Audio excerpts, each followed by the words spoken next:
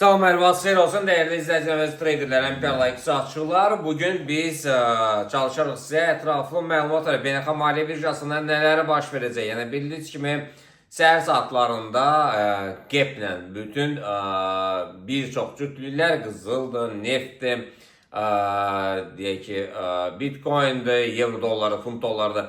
GEP-lə aşağı doğru istiqamətlə davam etdirir. GEP-lə açıldı. Yəni YouTube kanalında siz ətraflı baxa bilərsiniz bu videonun ardına, full versiyasına. Yəni bugün nələr baş verəcək? Təbii ki, səhər saatlarından aşağı gəlibsə, yəni həftənin 3-cü gününə qədər bu istiqamət davam edə bilər. 3-cü gündən sonra korreksiyalara məruz qalacaq yuxarı doğru istiqamətlə. Keçək biz funtun dolar rəqabətinə gəlin. Funtun dolar rəqabətində nələr oldu? Yəni gündəlik isə 1550 pipsdir və 5-ci gün 2650 pips aşağı doğru istiqamətlə davam etdirdi.